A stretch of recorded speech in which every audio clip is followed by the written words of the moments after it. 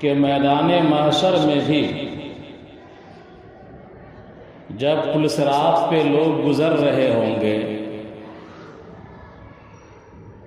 اور انسان اپنے نامہ اعمال کے مطابق اسی رفتار سے گزرے گا، اور پل صراط کی لمبائی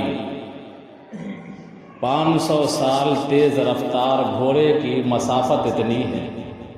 کہ انتہائی تیز رفتار گھوڑا 500 سال بغیر رکے ہوئے چلتا رہے تو وہ کتنا کلومیٹر اور کتنا میل چلے گا، اتنی مسافت ہے پل صراط کی جو تلوار سے زیادہ تیز اور تلوار سے زیادہ باریک ہے۔ اور اس پل صراط سے ہر انسان کو گزرنا ہے، ہم کو، آپ کو، سب کو، ہمارے بچوں کو، ہمارے آبا و اجداد کو، سب کو گزرنا ہے۔ وَإِن مِّنكُمْ إِلَّا وَارِدُهَا، کوئی ایسا نہیں جو اس سے نہ گزرے۔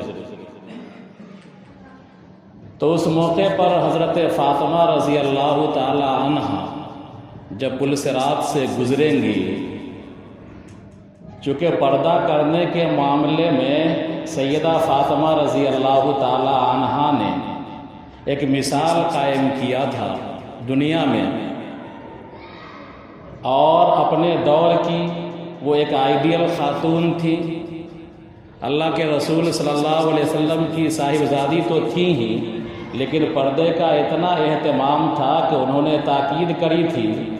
کہ میرے انتقال کے بعد میرے جنازے کو تاریکی میں اٹھایا جائے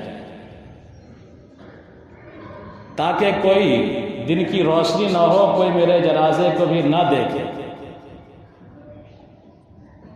تو پل صراط پر جب سارے لوگ گزریں گے اور سیدہ فاطمہ رضی اللہ تعالی عنہا جب گزریں گی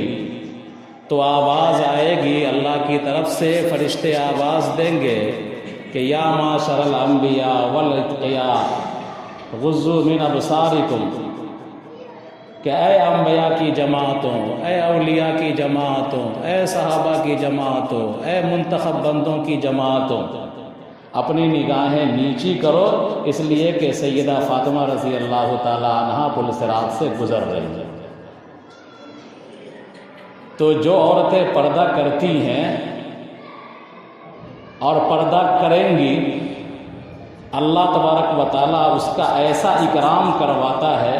کہ پل صراط میں جہاں نفسی نفسی کا عالم، وہاں تاکیدی حکم دیا جائے گا کہ انبیاؤں کو، اولیاؤں کو، اتقیاؤں کو، اصفیاؤں کو، بزرگوں کو، اللہ والوں کو کہ اپنی نگاہیں نیچی رکھو، یہ عورتوں کا اعزاز ہے۔ تو پردہ یہ عورتوں کا اعزاز ہے۔